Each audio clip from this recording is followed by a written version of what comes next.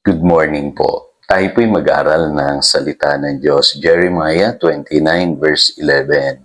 Sapagkat batid kong lubos ang mga plano ko para sa inyo, mga planong hindi ninyo ikakasama, kundi para sa inyong ikabubuti. Ito'y mga planong magdudulot sa inyo ng kinabukasang punong-puno ng pag-asa. A better year for you. Yan ba ang panalangin mo, kapatid? Ako po, taon-taon kino-quote ko po ang Jeremiah 29:11 tuwing lilipat po ang taon. Kasi ako po'y naniniwala na meron pong magandang kinabukasan na inihanda ang Panginoon sa ating mga nananalig sa Kanya. Kaya alam niyo po, ang ating pong kinabukasan ay punong-puno dapat ng pag-asa. Kaya mahalaga po na makita natin yung ating kinabukasan sa pananaw po ng Diyos. So, masama bang pag-usapan ang kinabukasan? Hindi po, kadalasan po namamali lamang po tayo ng interpretation do sa sinabi ng Panginoon sa Matthew chapter 6 verse 34 na huwag natin ikabalisa yung araw ng bukas. Ang context po noon ay patungkol po sa kabalisahan or worry.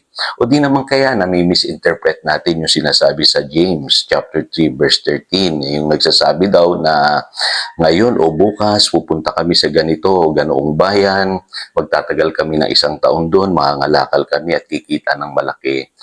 Masama daw yun. Alam niyo po, ang context naman po noon ay patungkol sa pagmamalaki. Pagyayabang. Pagmamalaki sa Diyos, pride, ika nga. At huwag po tayong ganoon.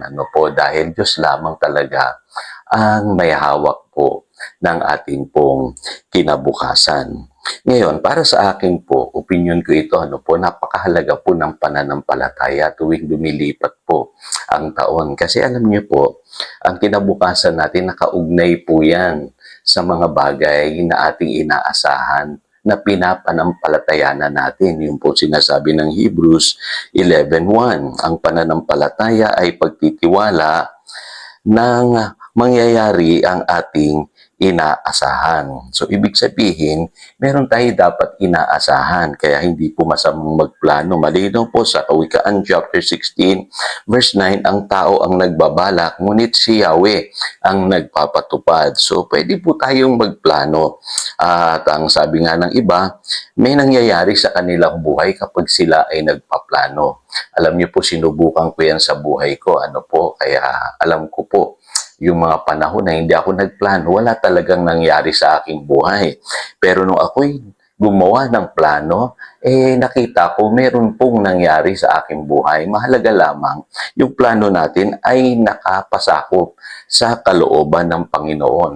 Ang mahalaga po sa tao kasi yung meron kang takot sa Diyos. Kung may takot ka sa Diyos, sigurado yan na magpaplano ka ayon sa kanyang kalooban. Ako nga po, ang ini-encourage ko, dapat po magplano tayo at least 5 years or 10 years ahead.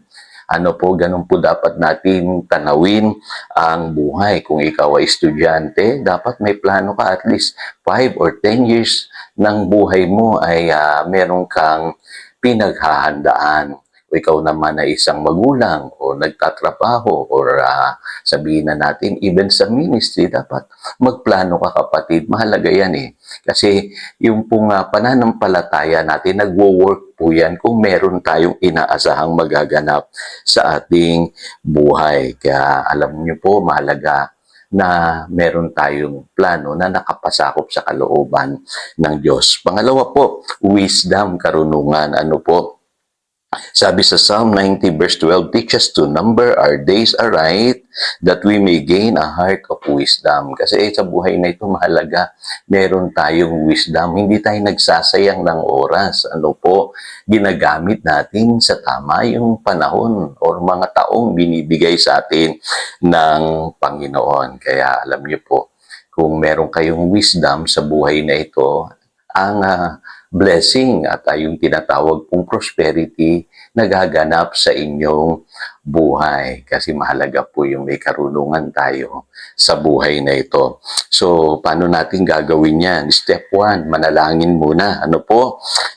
Yan ang mahalaga. Diyan tayo magsimula. Ano? Kasi ang panalangin po ang babago sa lahat.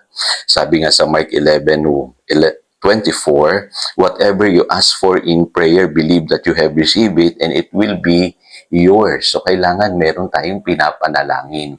Doon tayo magsimula. Pangalawa, ask for wisdom. Yun ang priority natin. Sabi sa James chapter 1, verse 5. At ang Diyos naman ay generous po magbigay ng wisdom and revelation. Baka nga bigyan ka pa ng Lord ng vision this year kung ano yung mangyayari sa iyo, ano yung papasukin mong trabaho, saan ka pupunta, saan ka magsisimula. Alam niyo po, mahalaga po yun. Ako po, lagi akong nag-move according dun po sa vision na pinapakita sa akin ng Panginoon sa pamamagitan ng kanyang salita. Pangatlo, pursue open doors. Ito minsan hindi natin nakikita. May mga pintuan ng binubuksan ng Panginoon. Sabi sa Matthew chapter 7, verse 7 and 8, hanapin lamang natin yon. Baka yun yung pintuan na magsisimula ng pagbabago sa iyong buhay. Pangapat, perform. Kailangan huwag tayong tamad. Sabi sa Hebrews chapter 6, verse 12, magtrabaho tayo, kumilos tayo. Kasi ang sabi ng Biblia, yung mga taong nagtitiis at nananalig sa Diyos ay yung mga taong tumatanggap sa Diyos. Kaya napakahalaga po na tayo po'y maging masipag sa buhay na ito. Kasi sa pamamagitan po noon ay tatanggap tayo ng mga ipinangako ng Diyos para sa kanyang mga anak. So tayo po'y manalangin. Dakilang Diyos, salamat po sa pagpapaalala sa amin na simulan namin ang taon na ito ng may pananampalataya at wisdom.